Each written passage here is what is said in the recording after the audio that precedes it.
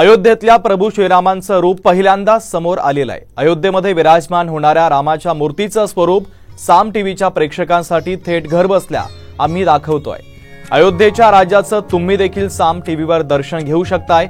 अयोध्येमध्ये प्राणप्रतिष्ठेच्या विधी टप्प्याटप्प्याने पूर्ण होत आहेत, तर संपूर्ण देशभरातील नागरिकांमध्ये 22 जानेवारीच्या सोहळ्याचा उत्साह देखील सध्या दिसतोय। शिल्पकार योगीराज यांनी ही मूर्ती साकारलेली आहे। तर अयोध्येतल्या प्रभू श्रीरामांचं रूप पहिल्यांदा समोर आलंय, तर अयोध्येमध्ये विराजमान होणाऱ्या रामांच्या मूर्तीचं स्वरूप साम टीव्हीच्या प्रेक्षकांसाठी आम्ही खास दाखवतोय।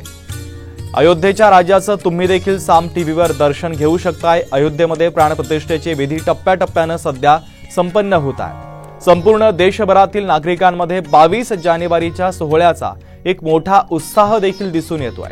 शिल्पकार योगीराज यांनी ही मूर्ती साकारलेली आहे।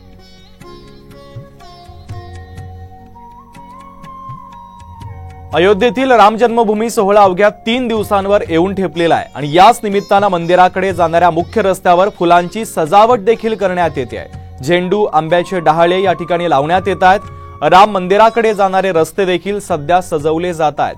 तर 22 तारखेपर्यंत हे काम पूर्ण व्हावं यासाठी आतापासूनच या फुलांच्या माळा रस्त्यावर लावल्या जात आहेत। तर थेट जाऊयात, आपले प्रतिनिधी अक्षय बडवे आपल्यासोबत जोडले जातात, त्यांच्याकडनं महत्त्वाची अपडेट घेऊयात। अक्षय, मुख्य रस्त्यावर सध्या फुलांची आकर्षक अशी सजावट देखील केली जाते। या सोहळ्याची जय्यत तयारी सध्या सुरू आहे, पूर्ण लगबग देखील दिसून येते। एकंदरीत अपडेट काय?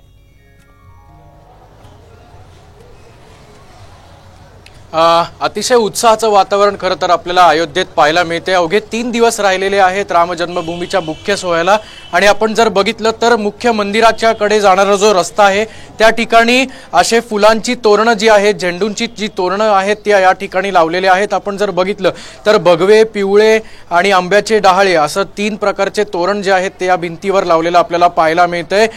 खरं तर झेंडू हे फूल विजयाचं, शौर्याचं आणि शक्तीचं प्रतीक असतं आणि त्यामुळे आपण कुठल्याही शुभ कार्याला घराच्या बाहेर तोरण लावतो। त्यासाठी खरं उत्साह जो आहे तो आपल्याला या ठिकाणी तसाच उत्साह या ठिकाणी आपल्याला पाहायला मिळतोय।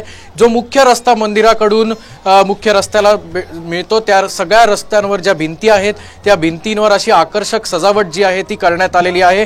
तब्बल 1200-1200 क्विंटल फुलं जी आहेत ती कलकत्त्याहून मागवण्यात आलेली असून हा संपूर्ण ज्या भिंती आपण पाहतोय या सगळ्या आकर्षक सजावटीने करण्यात आलेल्या आहेत। झेंडू हे मंगलसूचकतेचं प्रतीक असल्यामुळे राम घर येत आहेत असं सगळ्यांच्या ज्या भावना आहेत त्या भावनेचा उत्साह आपल्याला या ठिकाणी सगळ्या पाहायला मिळतोय आणि मंदिर ट्रस्टकडनं या ज्या भिंती आहेत त्या आता सजवण्याला सुरुवात झालेली आहे। अवघे 3 दिवस उरल्यामुळे हे काम पूर्ण व्हावं यासाठीच आता 2 दिवसापूर्वी ही जी तयारी आहे ती आता लगभगपणे पूर्ण झालेली आपल्याला पाहायला मिळते आणि एक चैतन्याचं, उत्साहाचं वातावरण जे आहे ते आपल्याला आता अयोध्या नगरीत पाहायला मिळतंय। अगदी अक्षय, महत्त्वाची अपडेट या बातमीच्या संदर्भातले तुम्ही पोहोचवलेले आहेत, तुर्तास धन्यवाद। तर या सोहळ्याची तयारी आता अंतिम टप्प्यात आल्याचं पाहायला मिळते। मुख्य रस्त्यावर देखील आता सजावट केली जाते आहे।